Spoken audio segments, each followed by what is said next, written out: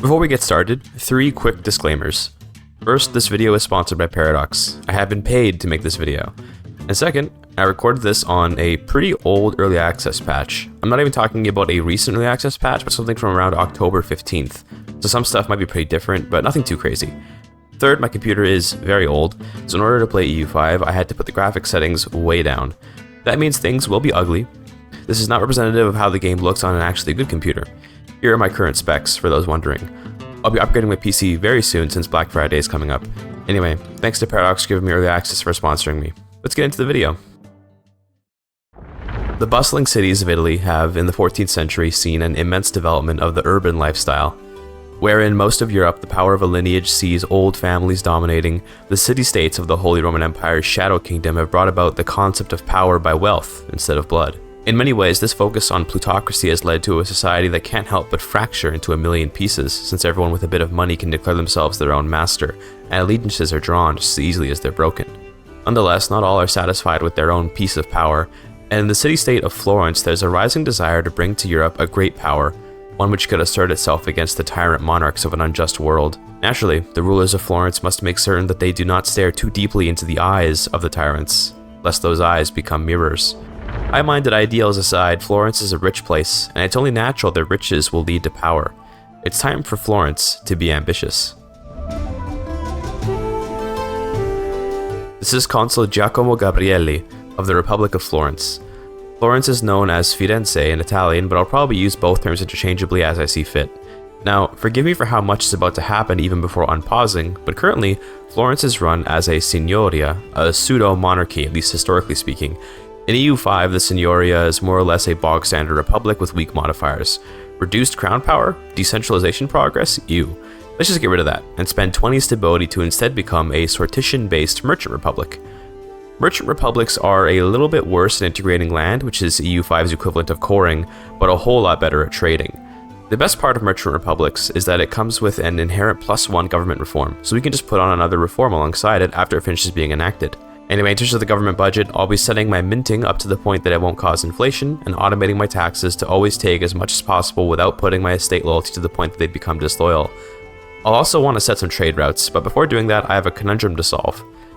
Florence finds itself stuck between 2 markets, Venice and Genoa. In theory, you can sit between markets like this, but instead, the merchants of Firenze would like to pick a side. After much voting, it was decided to prefer Venice, for Genoa would likely become a political rival in the near future. The merchants have cooked up a plan to use Venice's market as a means to sell their many wares and acquire money to fund a campaign to unite Tuscany, and perhaps one day turn Florence into the capital of North Italian trade. In terms of what trades I'll be making, by the way, I'm going to start with some glass exports to Alexandria, but later on, as trade gets bigger and bigger, I'll just automate it. I find that while trade routes are small and more meaningful in the early game, I like to min-max it and find good, profitable routes. But later on, as I get to literally hundreds of trade capacity, I cannot be asked to look at all the numbers, and I just automate it, accepting that I may be missing out on some income. Anyway, stepping back for a second, I actually set up my trades after having done some building and cabinet stuff, so let's look over that. First, in Florence, my RGO is silk, so I'll be looking to make buildings that use silk as an input good. All buildings get a bonus to their output if their input goods are located in the same province as them. Luckily, the tailors' guilds of Florence are quite profitable, and have already been built up a little. I find I tend to just sort by profitability here, and then build whatever's at the top, and in this case, it is indeed the fine cloth building. Don't be fooled by the fact that the numbers are weird, by the way. The Spinners Guild is at 4.92, and the Tailors Guild is at 3.93, because that number represents the total profit of the buildings. But when you sort by profit, it's sorted by the profits of each building level. One Tailors Guild is making 3.93 ducats of profit, while 2 Spinners Guilds are making 4.92 ducats combined. That should tell you that the Tailors Guilds are indeed better. Next up is the cabinet, in which we have 3 slots. I'm going to increase my control in Florence, the province broadly, integrate Arezzo, which I guess is a recent conquest from before the start date, and I'll be strengthening the government to get some Republican tradition. Republican tradition is very important because having it be low increases the cost of stability, and ducats are precious in EU5, so I'd rather not be wasting money on extra costs for stability. In terms of cabinet members to carry out these tasks, the merchants of Florence have come to rely on the de Medici family as a source of bureaucratic stability. The de Medicis are, at this point in history, a pretty peripheral family among the more glamorous Bardi, Acciaioli, Albizzi, and Peruzzi, famous banking families whose names will fall into obscurity once the de Medicis rise in real life. With all that done, we can unpause now and get the game going. Pretty much right away, we get the start of the Guelphs and Ghibellines situation, which concerns the authority of the Holy Roman Empire in Italy. The emperor, backed by certain loosely loyal city-states, fights to maintain control over Italy against the Papal States and another collection of loosely loyal Italians. Naturally, Florence will be siding with the Guelphs, the Pope, in the hopes of breaking Italy free from the Holy Roman Empire's tyranny. After all, the HRE is more of a German confederation with no place for the Italians than anything else. I know we only just got started on the game really, but I do have more administration to do. I want to give out some estate privileges, but I want to stagger granting them because the estate loyalty hit and Republican tradition hits are harder to handle if they happen all at once. Nonetheless, I've added elite council and primacy of the nobility to the patricians. I'll also be adding guild investments and building roads rights to the burghers, fewer levies and represented in parliament to the peasants, and finally, maintain clerical proceedings and mandatory clerical donations to the clergy. Now, you might be thinking that that's a lot of estate power to just give away, but it's important to note that estate power modifiers are all multiplicative, so with each one we add, each subsequent one is less and less important. Especially by spreading our privileges out among the estates, we should avoid giving away too much power, and we can counterbalance it by trying to build up some crown power, which we'll look at more soon. The first major event of the game came up in September of 1337, where Florence had to decide if it would support the Venetians in their coalition against the recently ascended power of Verona. Naturally, they would do so, as Lucca had fallen under Veronese rule, and Lucca is a natural path of expansion for uniting Tuscany and gaining access to Genoa. The war began a month later, and Florence raised its levies, while plans for a new election began. This election of November 1337 was important to Florence's history, as for the first time, a man of the de' Medici family won. Silvestro de' Medici took power thanks to the votes swayed by the cabinet, all run by his kinsmen, and it's very important to note that while the de' Medici family was part of the noble estate previously, now that we have a de' Medici in charge, all of them are part of the crown estate. Your cabinet members give power to the estate they're part of, so suddenly, those cabinet members will be supporting the crown power of the nation. I can also set Silvestro to be in charge of the army, giving even more crown power. By having a de' Medici in charge of the army and 3 Medici cabinet members, we get an additional 50% crown power, and in order to ensure that the Medici family continues to have able people that can be loyal to the Republic, we'll be getting them all married when we can. Talento, Silvestro's son, got married to an Emilian patrician's daughter from Mantua named Tommasina, and I'll say now that the only reason these marriages matter is for making more kids. Politically speaking, I don't care for closer relations with Mantua really. Anyway, the army finished its siege of Lucca in July of 1338, shortly after which Verona surrendered the war, losing Parma, a lot of money, and its forts. Kind of a lackluster piece in my opinion, as I'd have liked to see Lucca go free, but it's okay. We'll probably pounce on Verona later. In November that same year, I reduced diplomatic spending and made an alliance with the Pope and completed the government's implementation of the Merchant Republic. That gave me another government reform, which I put into the trade office network. This reform used to be super overpowered because it reduced the cost of building any building of any type in another nation, and that included building regular buildings in your subjects, but now it only modifies the cost of buildings that can exclusively be built in other nations, like trade offices or fondacos. Regardless, let's stop playing the game so slowly and start ramping up a bit. It's the first Parliament, and Parliament is how you get ahead in EU5. We're going to host army exercises, not necessarily because I care for the modifier that much, but because it has a high success chance. I'm going to do whatever I can to increase success chance and spend it on getting a casus belli on the classic foe of Florence, the Pisans. Pisa is of critical importance to my nation because the city of Pisa itself is prosperous and powerful, but also because there's a wheat RGO along the river that I can use to feed my people. Central Italy is particularly bereft of food, and to help fix that, a source of wheat along a river is very nice. River locations can build irrigation, and wheat locations can build windmills, which both boost food production, alongside the base food production of the wheat RGO itself. Anyway, Pisa failed to obtain any meaningful allies so far this game, so I declared the war immediately, ready to seize their cities, and probably the land of their ally Volterra as well. I rushed down Volterra, occupying it before they could even raise their levies, then continued into Pisa for a crushing victory, but things at home weren't so good. Noticing the Florentine army's distraction in Pisa, the tradesmen and workers of Firenze rose up in what is called the Ciompi Revolt. The Ciompi Revolt is one of many disasters added to EU5, and it's about the direction of Florence as either a peasant republic or its continued rule by the richer merchant and patrician classes. Naturally, we won't be giving in to the peasants so easily. This disaster is resolved by just getting stability back up, and presents the painful issue of reducing your fine cloth productivity. Keep in mind, I've mostly just been building up tailors' guilds, so that cuts into their profits and therefore reduces how much tax we can extract. Despite this internal strife, elections were held in November, and the de' Medicis did lose the election, given they had let the Republic fall into disorder with their focus on war. Paolo de' Gabizzi came to power, immediately putting significant cash towards appeasing the peasants and pushing the nation's values towards further plutocracy. After a few more concessions, the parliament came to an end with the military exercises being approved. The estates are ready for this age of Florentine aggression, and oh, will there be aggression. The Pisan War ended in October of 1340, after the stubborn Pisan fort finally fell. Both Pisa and Volterra were annexed into Florence, and it'll take some time before that land will be integrated, but in the meantime, the nation needs to recover its stability to deal with the Ciompi revolt. Truth be told, dealing with the revolt is literally just a matter of waiting until stability comes back, not much more to it. In January of 1342, the world entered the Age of Renaissance, and this is where we can pick a set of advancements for the era, focused on administration, diplomacy, or war. Now look, I'll tell you right now, the administrative focus comes with a proximity cost reduction advancement, and proximity cost reduction is very powerful, so we're taking that, period. Alongside that, a man named Gaucher de Brienne came to prominence in Florence, using austerity measures to increase revenues for the Republic, but being both a foreigner and quite hated by the locals, he will later be deposed. Gaucher de Brienne promises to restore order by putting the boot to the throats of those that revolt, and so he was welcomed, at least for now. Yeah, it turns out he'd get lynched just before the new year, as the people could not stand his austerity measures. That's a free 12 stability though, and all it'll cost is getting rid of this relatively mid-ruler. I'm in. It's time for another parliament in June 1344, and of course I'll be looking to use this for another opportunity to go to war. The obvious target is Siena, who may be tougher to crack than Pisa, unfortunately. Nonetheless, there's more to the parliament than war. I granted a few concessions and got to change a law.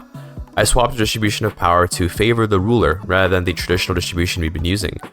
Don't underestimate the power of these laws, as favoring the ruler gives a bonus to crown power and the maximum tax possible on the estates.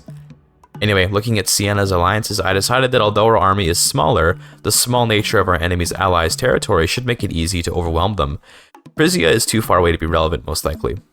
The plan is to quickly occupy the tiny city-states in central Italy that Siena has allied, and then to come back for Siena right after piecing out all those allies. The army immediately rushed Prato, occupying the town there, then returned to Florence to fight off the Sienese army that so confidently began its siege. They were destroyed, easily, and next fell Cortona. There are no forts in these cities, so they fall nearly instantly and without resistance. Before any of the city-state armies could link up with Siena, the Florentine army intercepted them, and things were looking amazing so far for Florence. The first ally to be removed from this war was Cortona, who I turned into a vassal. I'd conquer more, but my cabinet is already busy integrating Pisa, so it's unlikely I'll be able to integrate more land very well. I've got diplomatic capacity available for these small vassals anyway. It should be noted that rather than having slots like in EU4, which are filled equally by every nation, in EU5 you have a capacity number which will only very marginally be affected by a tiny vassal like Cortona here. Next was Prato, who I did annex only because they're part of my capital province, Florence, and aesthetically speaking, it would look weird to have them as a vassal. It would be a quick integration anyway. I continued the campaign in central Italy, taking Urbino as a vassal next, and then splitting the army with one half sieging Perugia and the other half harassing the Sienese army so that it can't do anything. I got tired of doing that eventually, and with an adequate head start, I just decided to siege Re Siena, who was trying to take Pisa. That's a coastal fort, so good luck, pal. In light of these military successes, approval of the Florentine administration hit new highs, and the Ciompi revolt came to an end in January of 1346. The end of the disaster gives us an additional stability bonus and an opportunity to put a Medici in charge, but I don't think that's worth it when we have elections every 2 years. I'd much rather grab that sweet 20 stability. Anyway, Perugia fell in March that year, and I annexed their little exclave near Arezzo, then vassalized them and their vassal of Giubio. Despite this war being for Siena, Florence proved dominant in the fractured land of the Apennines too. Well, time to siege Siena. This might take a while, but once it falls, Florence will certainly obtain Tuscan hegemony. By the way, all throughout this war, there have been several elections, but given Florence starts with elections every 2 years, there's no way I'll cover all of them. To summarize them though, I'm essentially just rotating in a Medici whenever I can, and then avoiding the Republican tradition hit to re-elect, because Republican tradition costs for re-election are not scaled by election term. That means that I'd be paying 10 Republican tradition to keep a Medici for 2 years. I'm good on that. Regardless, the war with Siena came to an end in January of 1347, and Siena's coastline was revoked, given to Florence as a gift in return for doing them the favor of only vassalizing them. Now, all this acquisition of power surely will not go unnoticed. Looking at the antagonism map mode, we can see that indeed much of North Italy is a bit red. Now, antagonism is just a number, but the merchants of Firenze do fear the potential of a coalition, so from here, the Florentine conquests will calm down, at least until the irrevocable march of time can see Italy forget Florence's sins.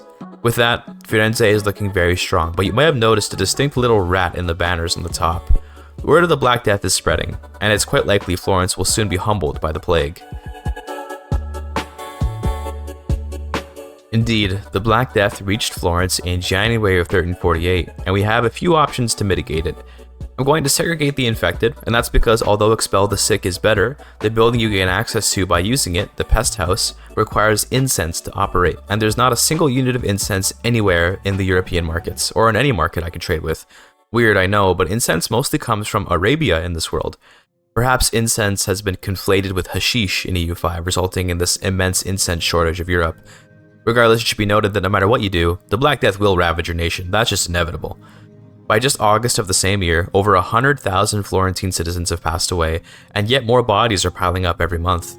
The real pain of the plague is that it kills all pops alike, meaning that nobles and burghers who take time to be promoted up from peasants will be killed.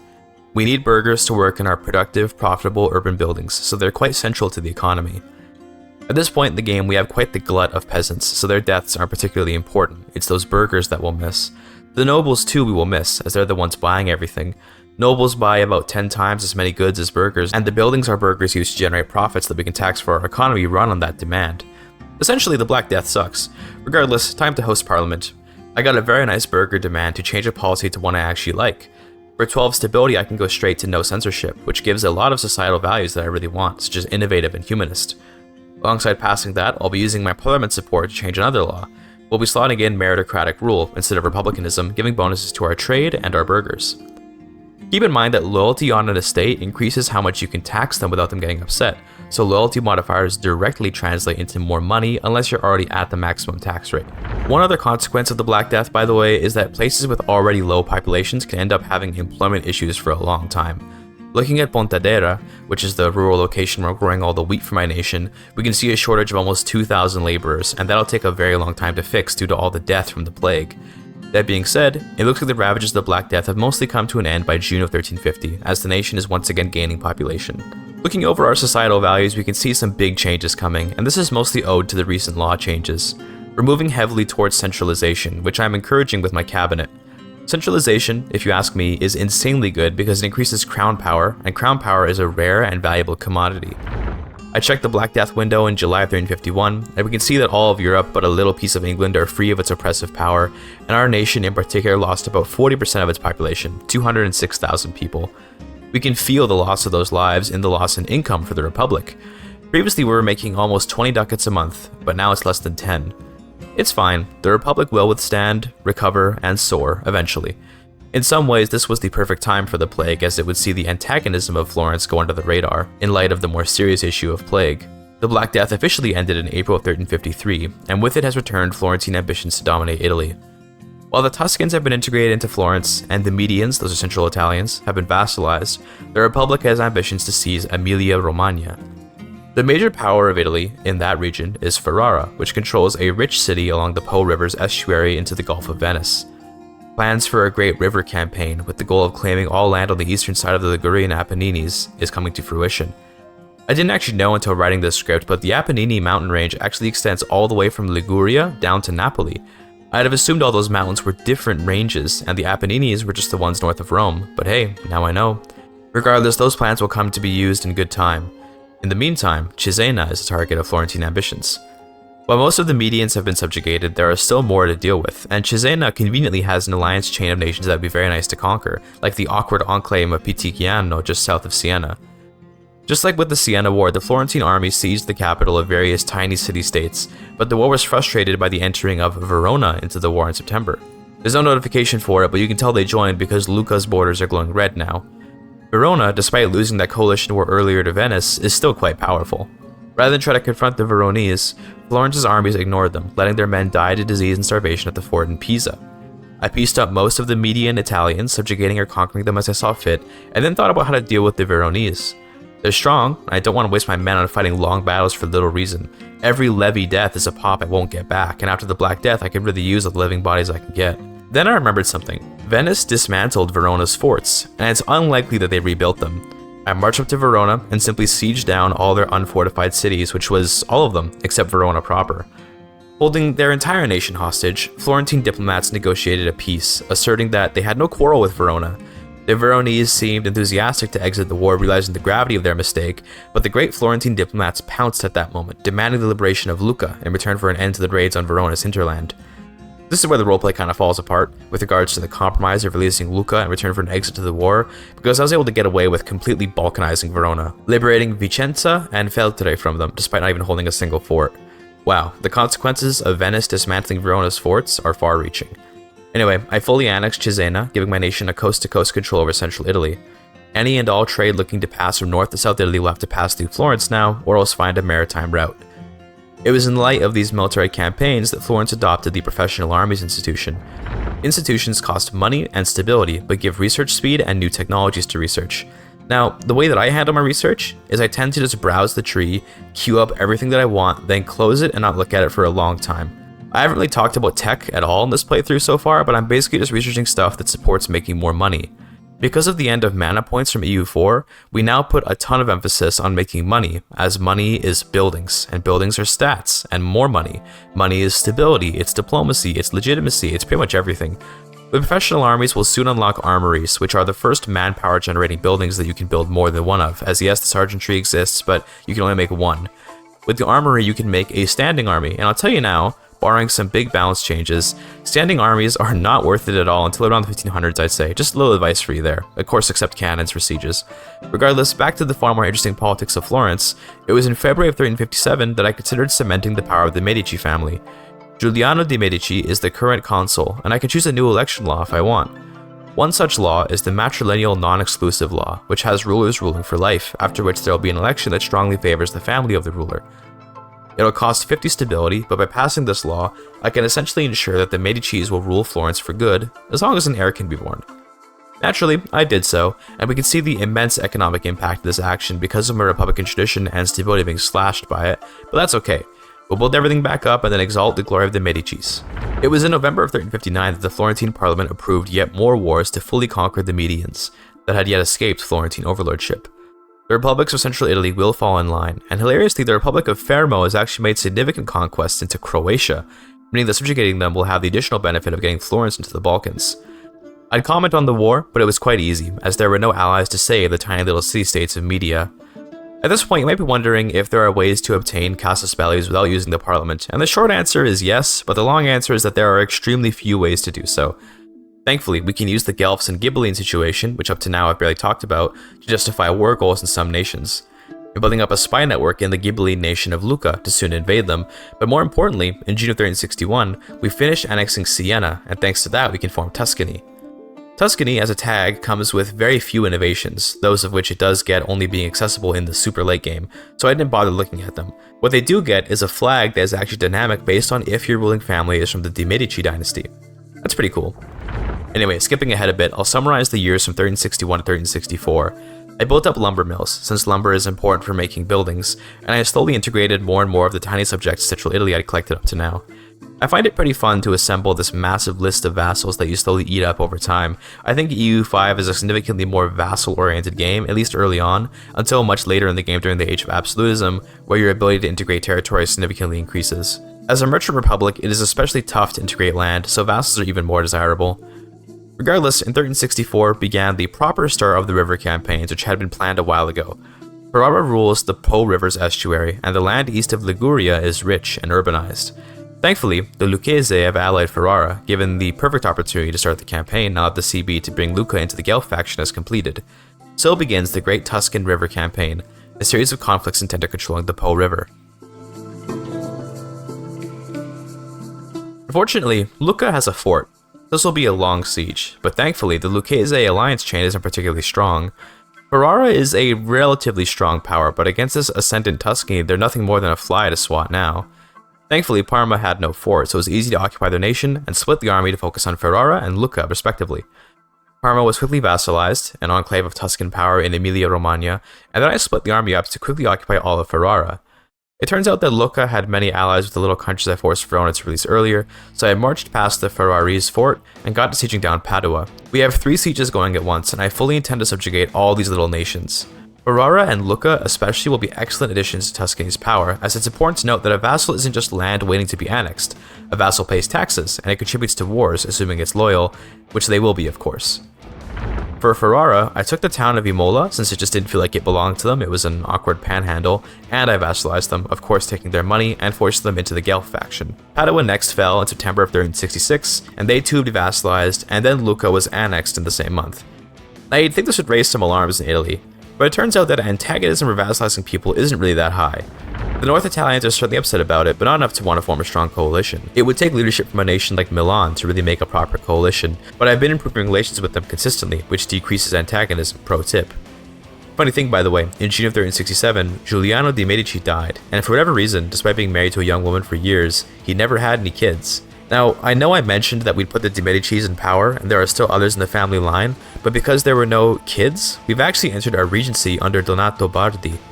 The nation is in an uncertain phase, with that Bardi family looking to seize the throne, citing that the Republic is indeed a republic, and that Giuliano had no eligible heir. Nonetheless, the tension was quite high, as the Bardi wouldn't outright seize the throne, nor would the Medicis allow the issue to fall. Instead, Donato's regency continued on until a long-term solution could be found and the nation refocused on war with Bologna. Much like with the Lucchese War, the Bolognese have a few allies, none of which pose a real threat, so I'm intending to conquer or subjugate all of them.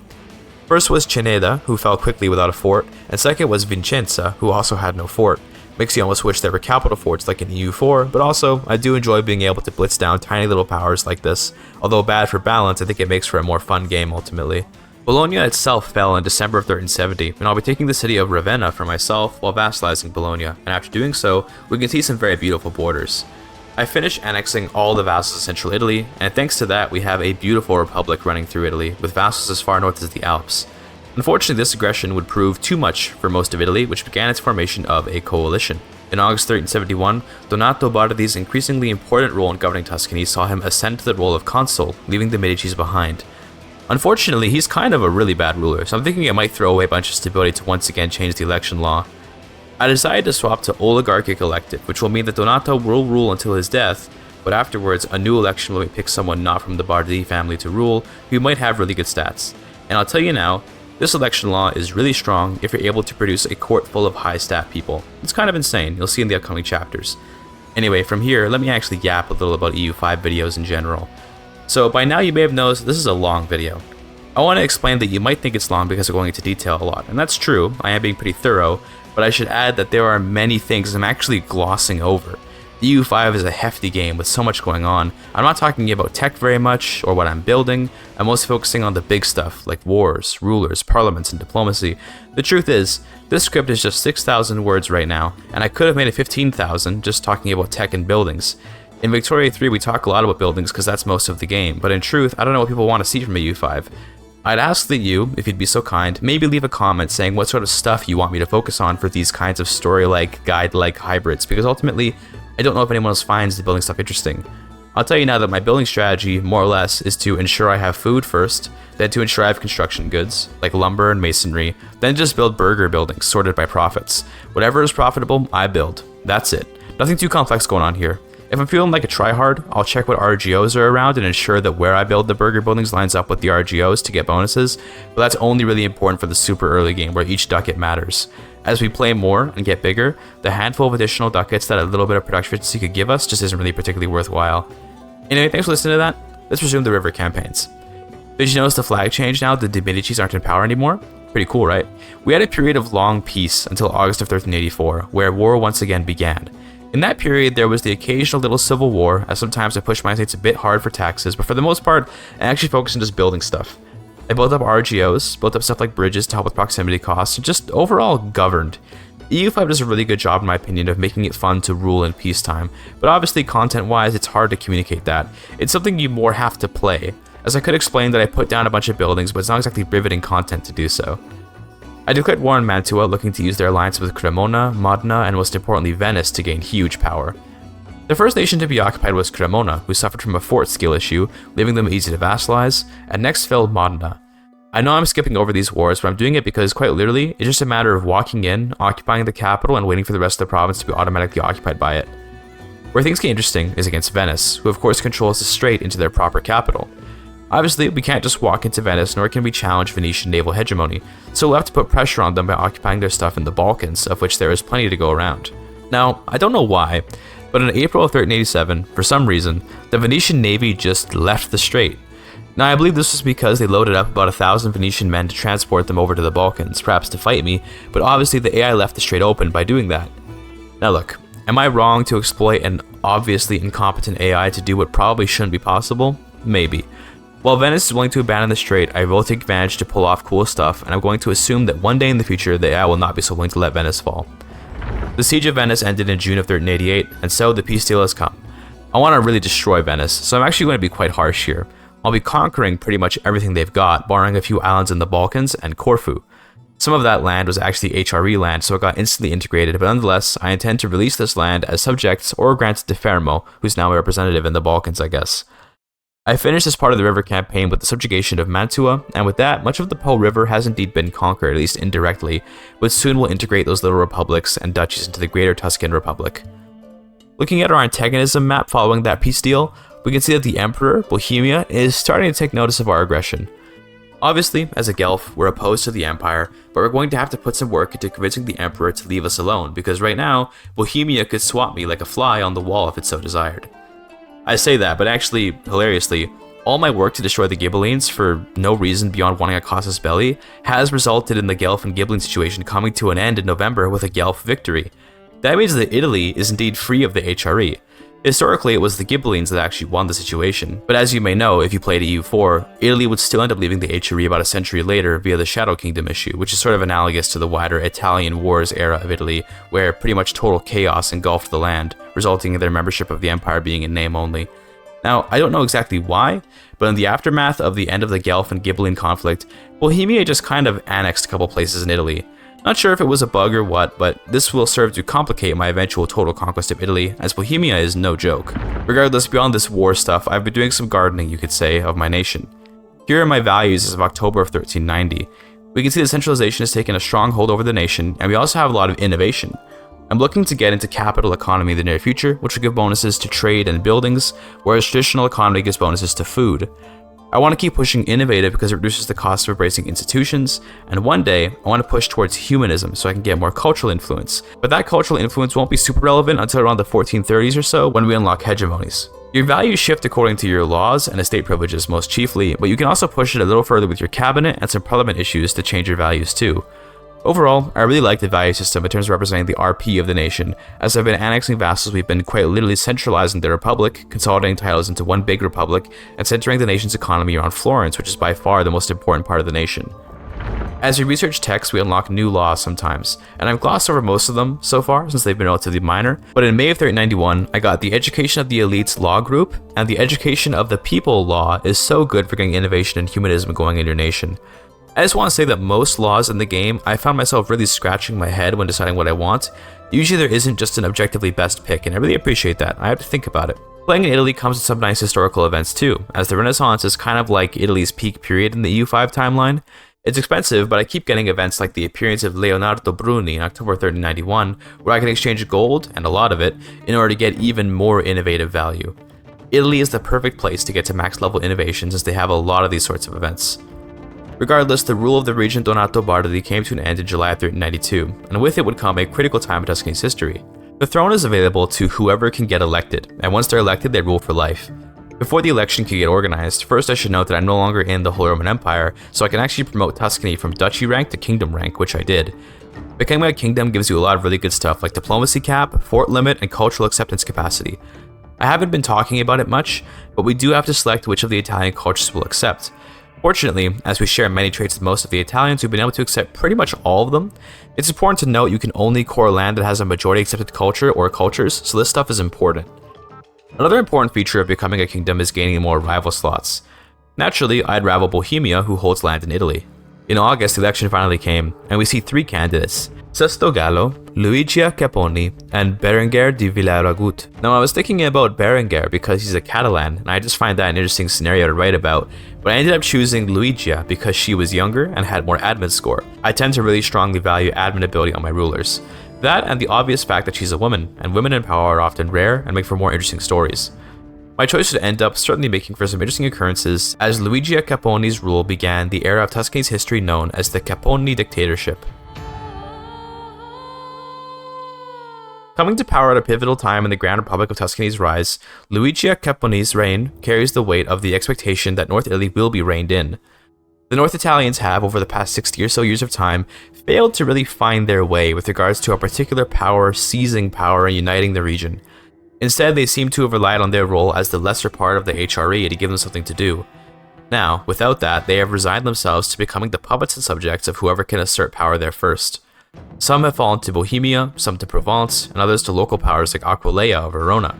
Luigi's plan is to indeed rein in the North Italians and see the region not necessarily conquered by her, but rather vassalized and pulled closer to Tuscany. By the way, I haven't shown it, but I've been building a lot in Florence, and I've gotten its base tax up to 54 ducats as of April of 1394. That is, in my humble opinion, pretty good, and the result of literally just building the most profitable buildings at any given point. Simple as. Anyway, Luigia convinced the parliament to approve her war against the Genoese, and this is important because for the entire game so far, I've been operating with around 70 to 80% market access in my most important cities. Market access multiplies your output on all buildings in the location it applies to by its percentage. So let's say I have 80% market access in Florence, then I'll only produce 80% of the output goods that I should be producing. That's a lot of lost profits. But if I invade Genoa, then I can steal away control of the Genoa market center and then move it into Florence, giving that location an instant jump to 100% market access. That would mean 20% more goods. And so, war soon broke out. Naturally, Genoa is a pushover by this point in the game. Their biggest ally is Savoy, but I have enough relatively powerful vassals by now that my vassal swarm of North Italians can actually handle the war for me. I don't yet want anything from Savoy, so I took war operations and called it a day. Genoa soon fell, and I was looking for more war score, but turns out Genoa has a lot of land off in Crimea. I don't have much of a navy, so I'll have to just sit and build up taking war score. Thankfully, the Genoese sent an army to get killed in March of 1396, which I used to farm a ton of war score on them, as the army couldn't escape back to their boats.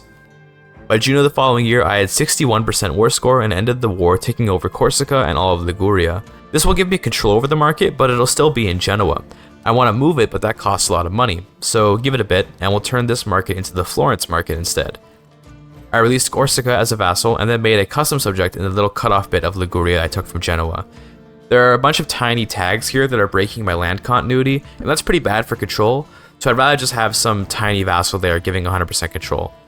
The conquest of Genoa was a huge achievement in terms of the meaning of it, but in terms of actual challenge, it wasn't exactly much for Luigia.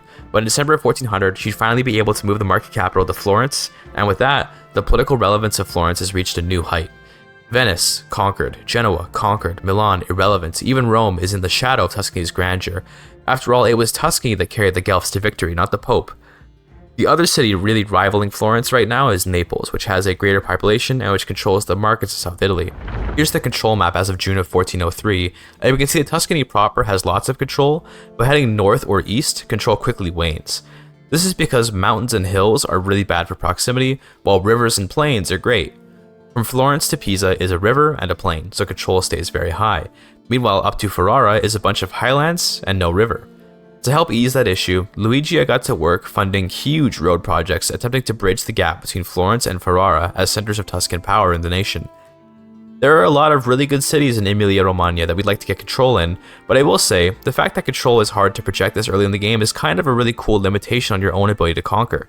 This era is still more or less feudal in nature, so using vassals is encouraged by the fact that conquest will result in a lot of places with very little control, meaning they're not really giving you anything. Control could be considered analogous to inverse autonomy, in that at 100 control you have 0 autonomy and vice versa. Rather than having a bunch of 0 control cities, I can have vassals that have high control and pay me taxes, which is why I've made all of Emilia-Romagna into vassals, but conquered places around Tuscany. Honestly, even Media I should have kept as vassals given how the control there is also quite bad due to the mountains. Oh well. Later in the game, we'll unlock better and better roads, which will mitigate these control issues and give us more incentive to actually conquer land instead of just vassalizing. Just wanted to point out how cool it is that the mechanics inform the gameplay so well. Anyway, Luigia's attitude towards nation building is indeed progressive for her time, as her focus on roads will see Tuscany become a much more centralized nation, in a world where decentralized, indirect rule is much more common. With that in mind, Genoa is stuck, cut off from the nation, so Luigia declared war on Malaspina, who had many tiny allies. Excellent. In the patch of EU5 I was playing on, and I think in the release patch 2, but not certain, there's no extra antagonism cost, only war score cost applied to taking non-co-belligerents, so it's quite easy to get away with just annexing or subjugating everyone in the war that you declare. Luigia took over Brescia, Firenze, Malaspina, and a few other irrelevant little republics, taking yet more relatively insignificant victories. Insignificant they may be on their own, but when added up, Luigia is absolutely living up to her goal of controlling North Italy. Her grandeur reached new heights when in March of 1405, Tuscany was recognized as a great power of the world. The number 8 great power, sure, but the lowest among the greatest was certainly a better place than best among the weakest. Some started to worry a bit when Luigia used her new great power status to elevate herself above the Pope in terms of temporal issues in the nation.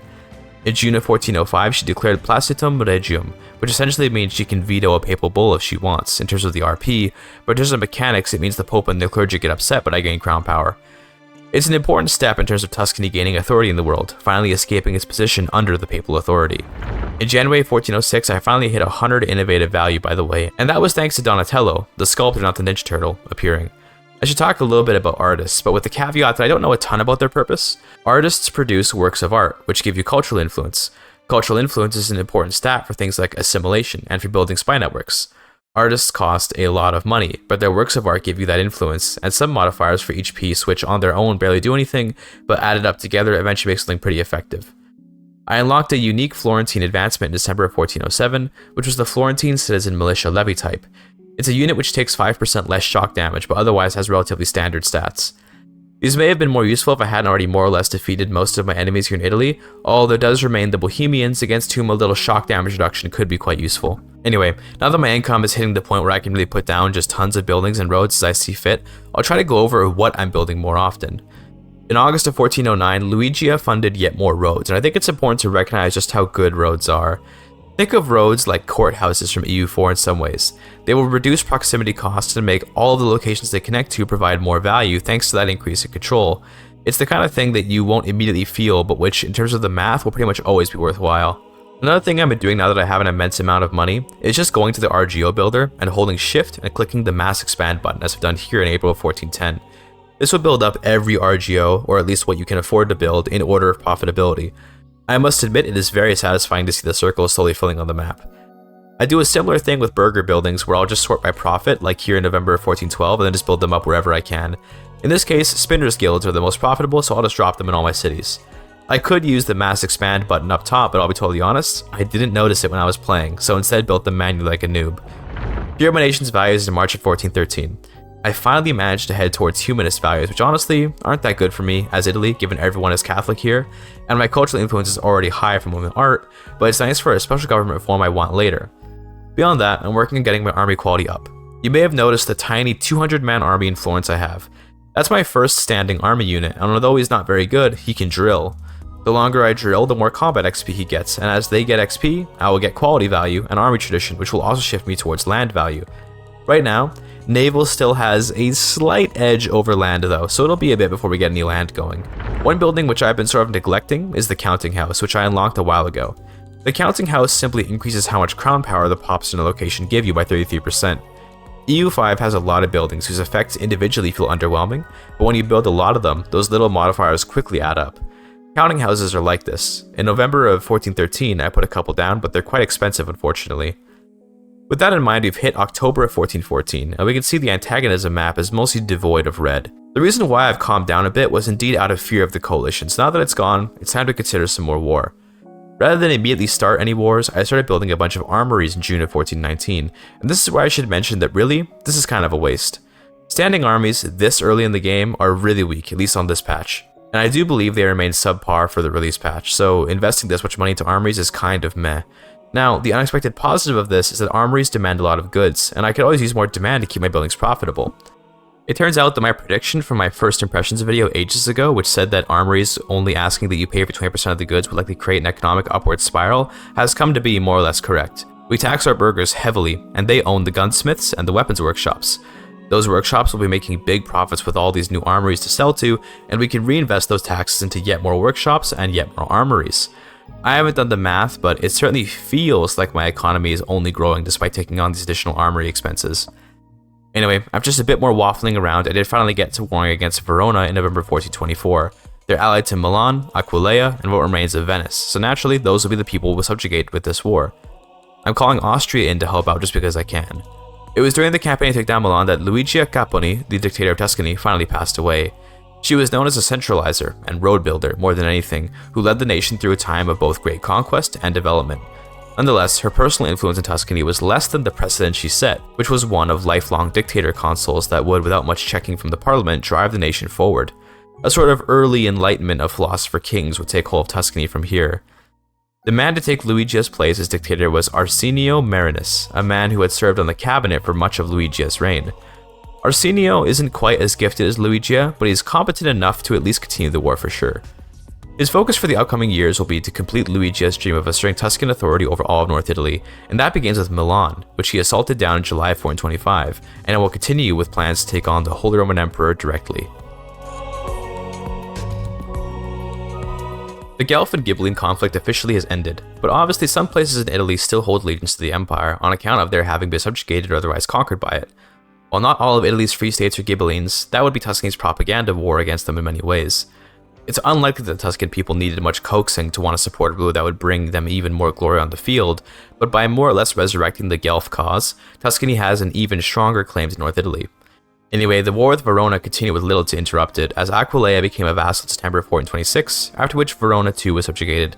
I let Venice get away because right now Venice has just some islands in the Balkans and by Greece. I'm just not really interested in that land.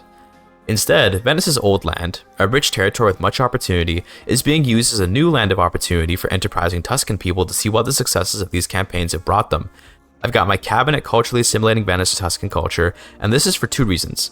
One, I think it's funny, and two, I don't have enough cultural capacity to accept the Venetians without going over the limit, so I've accepted that some Italian cultures must be destroyed in order to keep this Grand Republic together. The Venetians will be that sacrifice. Now, assimilation in EU5 is a flat number, not a percentage like in Victoria 3, and it is influenced by cultural influence, which I have a lot of. That means that as of November of 1426, I am converting almost 150 people in the city of Venice to Tuscans every month. That might not sound like a lot, but that's about 1,800 people every year. There are only 60,000 Venetians here. In just some 30 or so years, this place will be Tuscan. In case it's hard to tell how much we've expanded at this point, here's the player map mode in July of 1427. The striped lines are vassals, and we can see that pretty much all of North Italy is subjugated. We're just missing Piedmont and the bits of Italy that Bohemia controls. Oh, and also super cool little thing, my vassal of Fermo has culture converted Croatia to Median culture. I love that so much. Thank you, Fermo. It didn't take them too long either, but this tells me that it's a good idea to make vassals so they might use their cabinet to do some conversion for me. Considering I fully accept medians, this is a big win for me once I do integrate them. That all aside, my next war began against Pavia in August of 1429. They're rather conveniently allied to most of the remaining small tags of Piedmont as well as Savoy, who I likely won't vassalize but will instead simply steal land from, perhaps to later give out to my Piedmontese vassals. The total lack of forts among these smaller nations makes these wars kind of hilariously fast.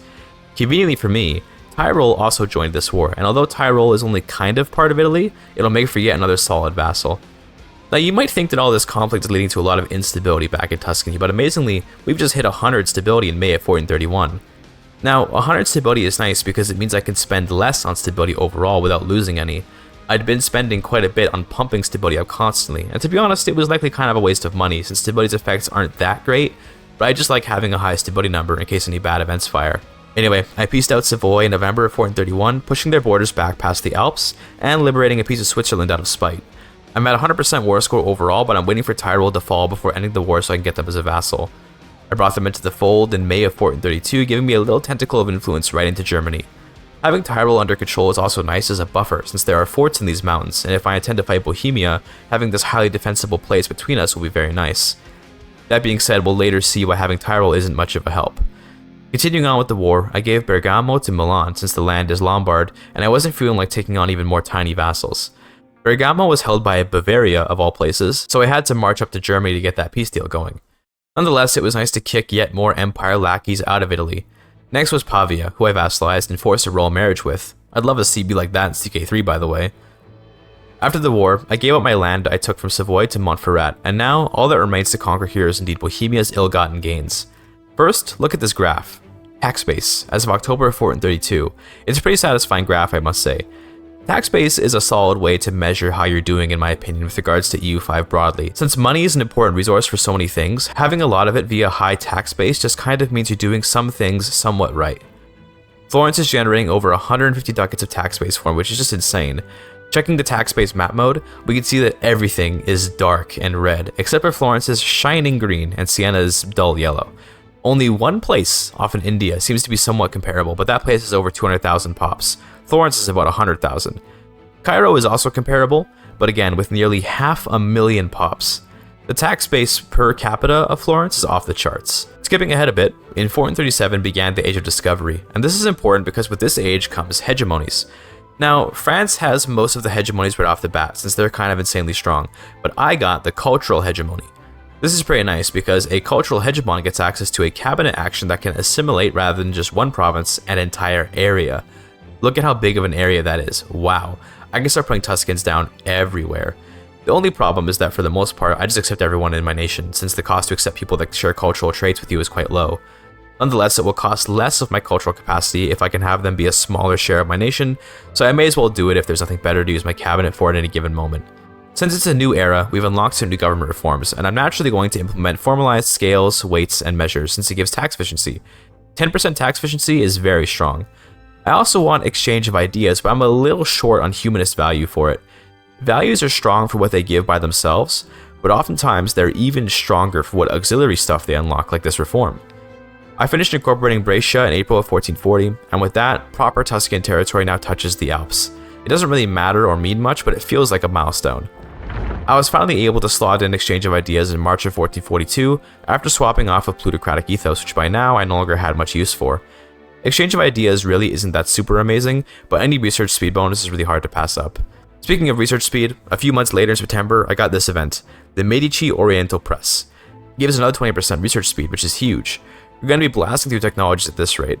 I've got 2.38 research progress each month, which is crazy considering the base is just 1.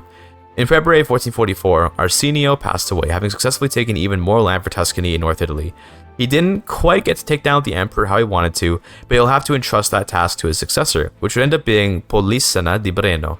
Quick thing, I do wish that in EU5 there was a succession score added to characters for republics based on their family's prestige or something, because obviously I'm quite happy to be playing these super high stat characters, but I mean, I'm a merchant republic, not a technocracy. I'm picking the most qualified candidates, but really, leadership should be fought for between the various rich families that in theory run Tuscany. Instead, random nobodies like Polissena here, whose father doesn't even exist, get to rule. That's the kind of thing I could see one day covered by a DLC maybe, I don't know. Anyway, we hit the year 1444, and I was feeling like taking stock of how we've done so far. EU4 begins in September of 1444, but I checked in on how my culture's been spreading before then. In May, we see that Tuscan culture is at least present all the way from Tuscany up to Venice, with several spots in Venetia being majority Tuscan. The city of Venice itself even is 77% Tuscan, which I think is a truly immense victory over the Venetians. By the way, I should mention this. I've been doing it since the beginning of the game, but just never saw a good opportunity to bring it up. But in March of 1445, I asked the Pope for money for 25 favors, which is an interaction you can do with any ally. Now, the money you get from this button is based on your income, not the target's income, and that means that in most cases, the person won't have enough money to be able to send you anything. The Pope, however, makes a ton of money via the tithe system, so he can actually pay us, and well, he pays us a lot of money. Basically, the only reason I've been allied to the Pope has been for this money, so I'm just saying, in your game, you should definitely be friends with the Pope. I like to think, roleplay-wise, that he's funding us because we're fighting the Ghibellines, who are opposed to the Pope. Speaking of, it was finally in August of 1449 that the war to end the Ghibellines began. Polissena declared war on the Republic of Asti, whose only allies were Mondovi and, critically, Bohemia. By attacking like this, I can fight Bohemia without them being able to call them their allies, and even more importantly, I can call both Hungary and the Pope into the war.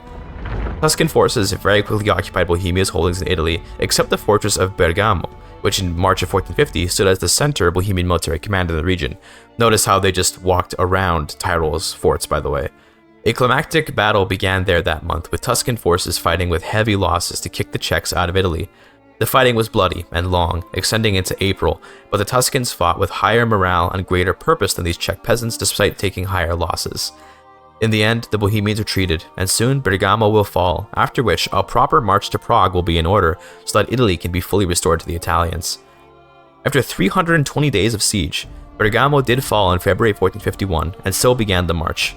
The siege of Pulzin took only 124 days, surprisingly fast compared to Bergamo, and graciously so did it fall, as the army had run out of food quite a while ago, and with the city sacked, food stores were restocked. Next came the siege of Prague, with Tuscan soldiers backed up by their Milanese brothers. The city fell in May the following year, after yet another relatively short siege of just 160 days. Much art was destroyed in this siege, and Prague's sack in 1452 would go on to be an embarrassment for the empire. No one could have expected that Tuscany would so valiantly rise to a task like this, but indeed they did. Nonetheless, the emperor was not willing to give in. Perhaps it was ego, or perhaps a vague hope that things could turn around, but the HRE, for whatever reason, simply will not give up Italy. It wouldn't be until around January 1453, with the fall of yet more Bohemian cities into Tuscan hands, that finally they'd be willing to evacuate Italy and leave it to its fate. With Bohemia out of the war, the primary war targets were pieced out, and with that, in February 1454, North Italy has been fully put under Tuscan control. Now, this is where I have to unfortunately tell you that I have a deadline to get this video out, and there is more that will happen, but it'll have to wait for part 2 because John Paradox told me to get this video out for November 2nd, and I'm writing this right now on November 1st. Forgive me, but for now, take this climactic destruction of the Ghibellines as a climactic end to the first arc of Tuscany's story, and be prepared for part 2, where we'll witness the rise of a unified Italy and a new monster to slay, the Kingdom of Naples. Before we go, check out the demographics over here in Venice's traditional land. It's all Tuscan now. I do really appreciate that EU5 makes culture conversion feel like something actually viable, unlike in EU4 where it's a pretty niche thing. With how much cultural influence I have, I'm converting over 250 pops every month to Tuscan culture out here, and that's just insane. Anyway, thanks for watching. Thanks again to Paradox for sponsoring me. I hope you enjoyed the video. Thank you for your time.